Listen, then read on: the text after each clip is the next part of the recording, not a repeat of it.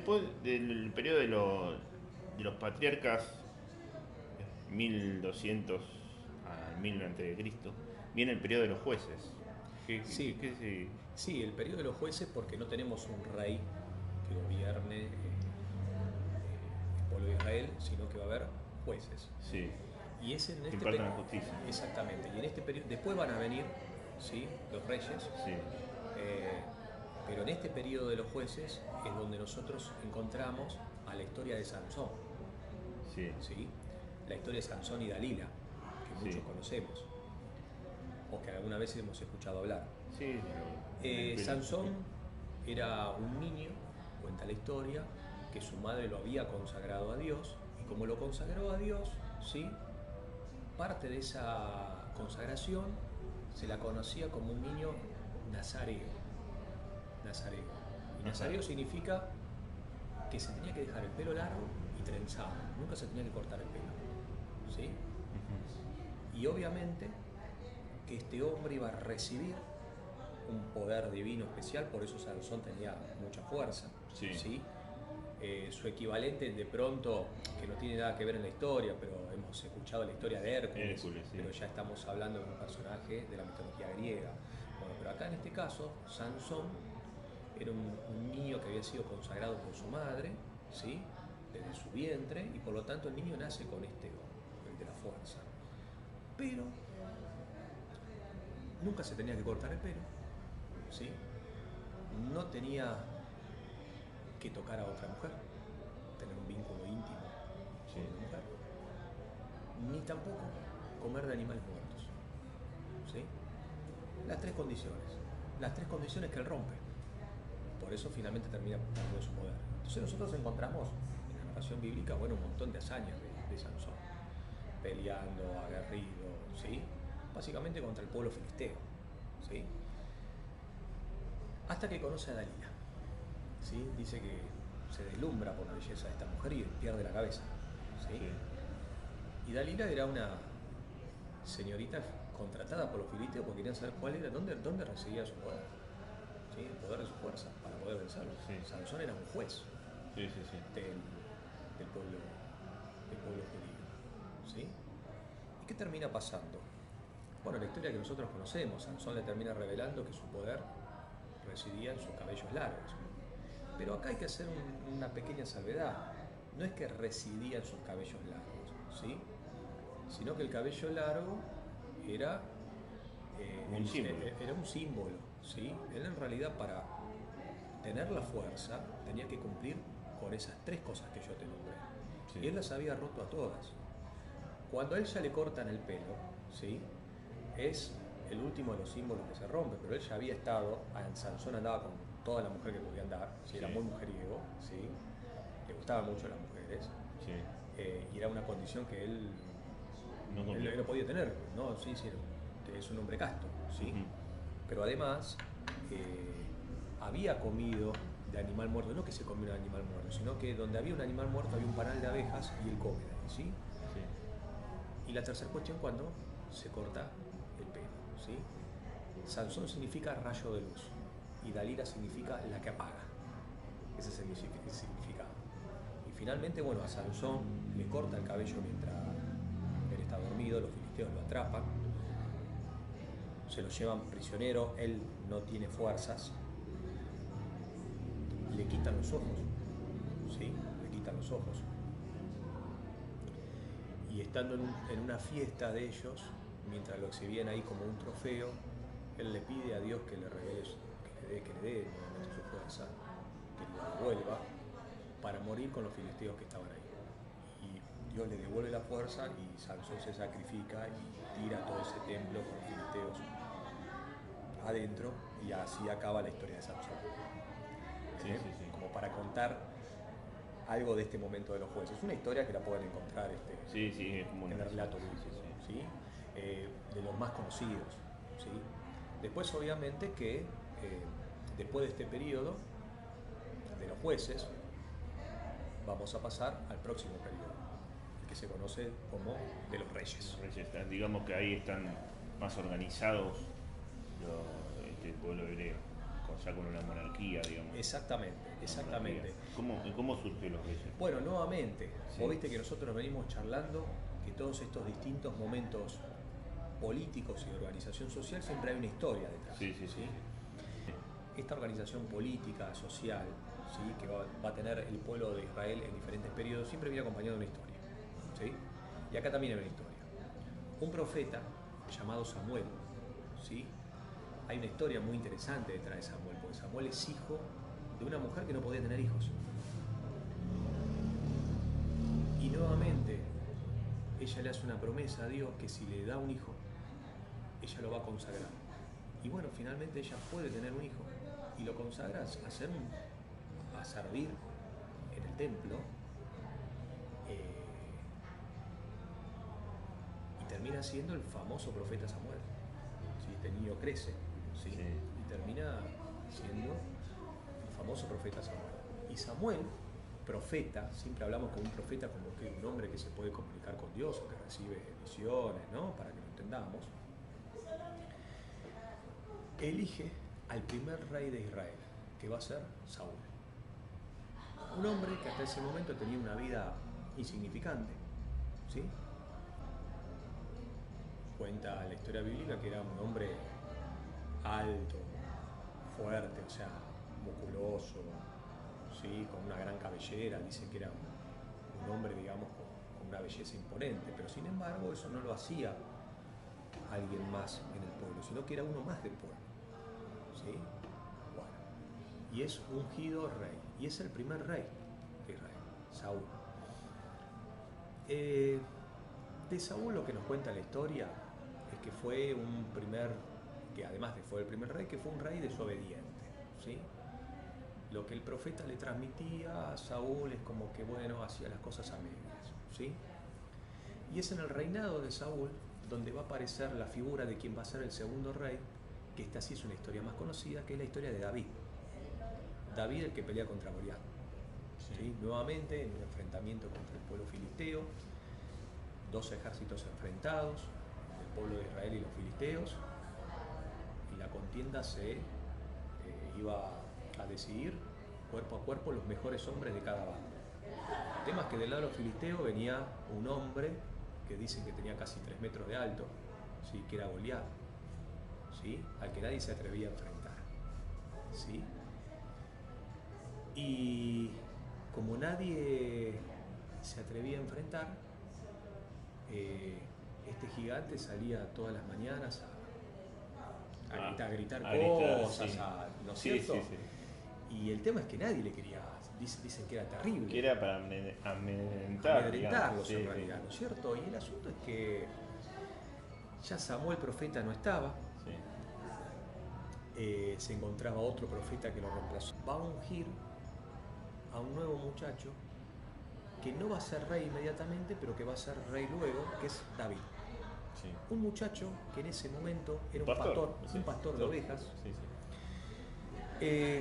La historia bíblica deja de entrever que fue producto de una aventura amorosa que tuvo su padre con una mujer. Sí. Su verdadera madre no se queda con él, se lo trae su padre a su nuevo matrimonio. Sí. Él tiene hermanos, productos del nuevo matrimonio, pero era un hombre dejado de lado por parte de la familia. Y por parte de su grupo también, digamos. Sí. Sí. David en realidad estaba solo. Sí. Y cuando viene el profeta, ¿sí? Que viene, el profeta es enviado por Dios porque tenía que ungir al nuevo rey, Sí. y habla con el papá de David y le dice, bueno, tráeme a todos tus hijos. Y el profeta dice, ¿y no falta alguien acá? Sí, el menor.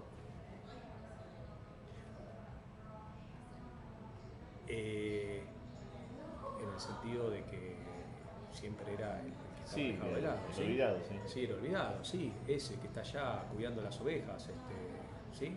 Bueno, a ese tráeme. Y ahí Elías lo unge y le dice, vas a ser rey, pero no es rey inmediatamente, ¿sí? Cuando se da esta contienda contra Goliat, él se presenta y dice, bueno, yo voy a vencerlo. La frase que utiliza es, ¿quién es ese incircunciso que se atreve a desafiar a los escuadrones del Dios viviente? Dice, ¿no es cierto? Sí. Esa es la frase que anuncia, digamos, como la arenga Sí. Y dice, bueno, se presenta y va a pelear. Y el rey Saúl le quiere dar su traje, le quiere dar su espada, pero era muy pesada para David. Sí, sí. Con lo cual, David decide no usar la armadura del rey Si no, y así va simplemente. a pelear con su onda. ¿Sí? Sí. Una onda que, arrojada correctamente, tenía casi la velocidad de una bala. O sea, básicamente podemos decir que David mató casi de un balazo a, Sí, sí, sí. ¿sí? Le pega en la frente y con eso cae desplomado Goliat. Y David toma la espada de Goliat y la armadura de Goliat. Sí. Y de ahí en más, esa espada y esa armadura lo va a acompañar como trofeo en su tienda de campaña cuando David llegue a ser rey y vaya a pelear a la batalla.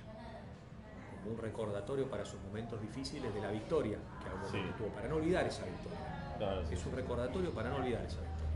¿Sí? Sí.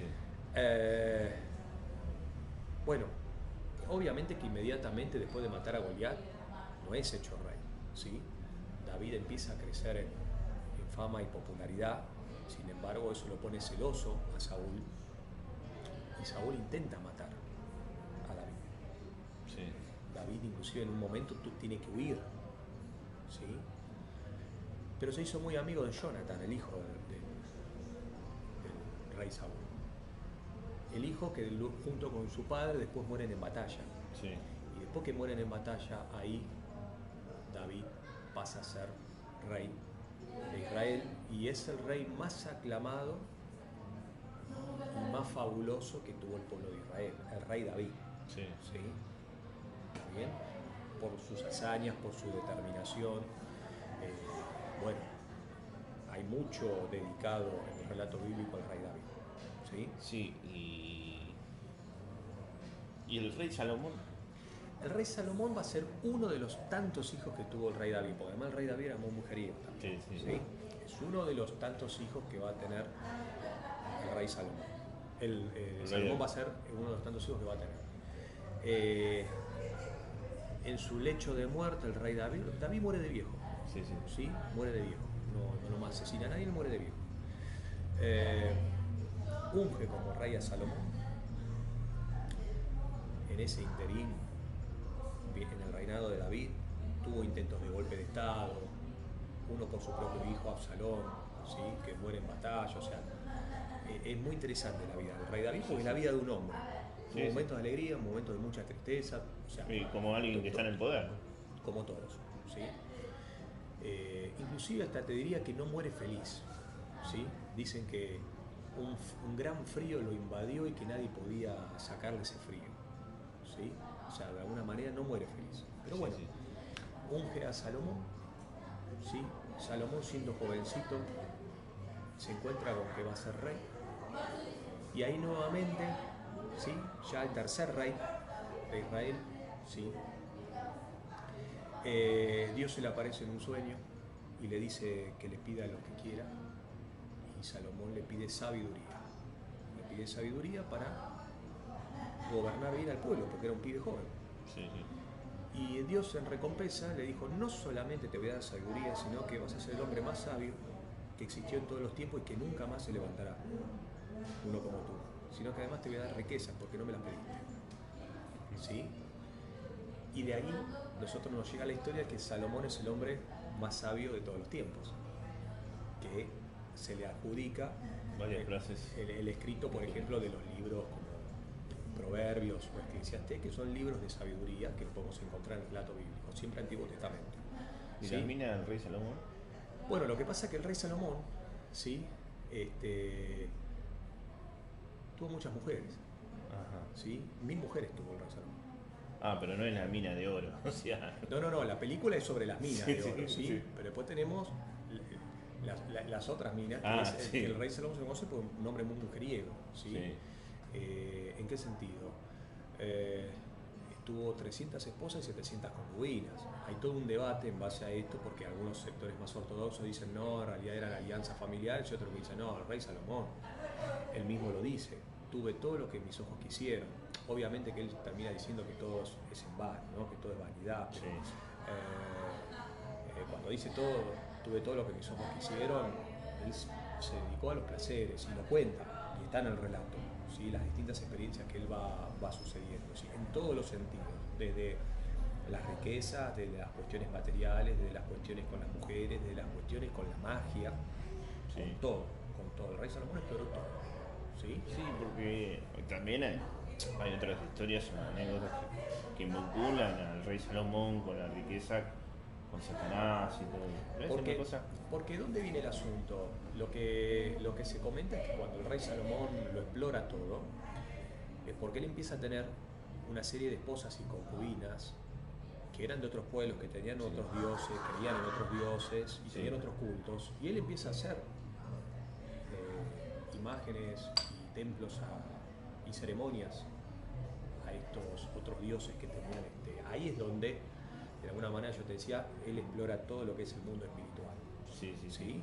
Y de ahí en más se escriben muchas historias, que no están en el relato bíblico, pero hay muchas historias sobre Salomón. ¿Sí? Sí, sí, Inclusive él recibe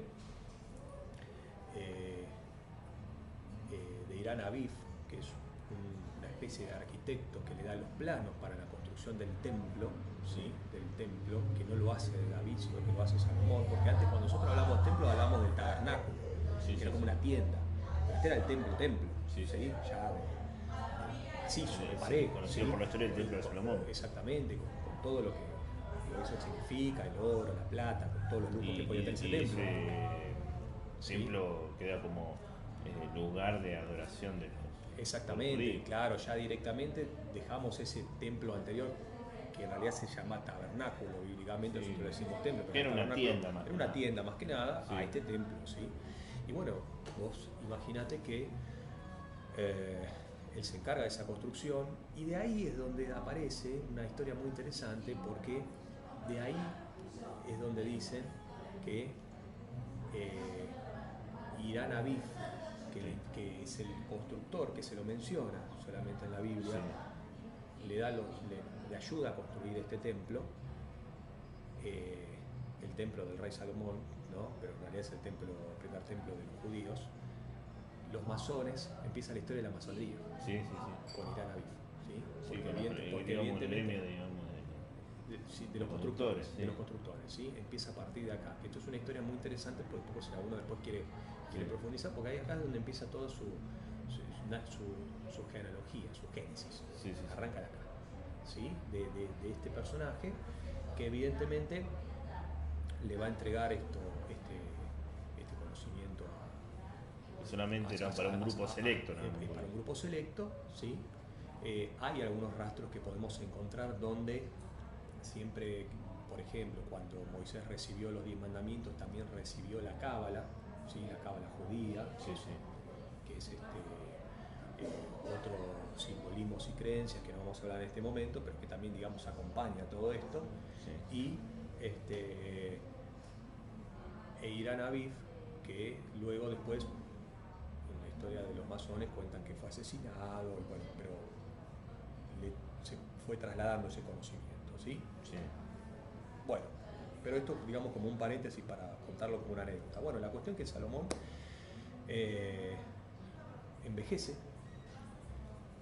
y cuando envejece, antes de morir, Dios le dice que va a partir su reino y que él lo va a partir porque no fue tampoco un rey obediente, ¿sí? Sin embargo, va a dejar algo para su descendencia por amor a su padre, dice, por amor al rey David. Bueno, y acá es donde el pueblo de Israel, sí, Israel como Estado se reparte en el norte y el sur, el reino del norte y el reino del sur. Por un lado vamos a tener a Judea en el sur e Israel en el norte, ¿sí? Queda dividido. Queda dividido entre el norte y el sur, y van a tener reyes distintos, el norte y el sur. Y acá aparecen otras historias, ¿no? Con estos reyes que son reyes no tan conocidos como Salomón y David, son los más conocidos, Sí, sí, sí, sí. popularmente hablando.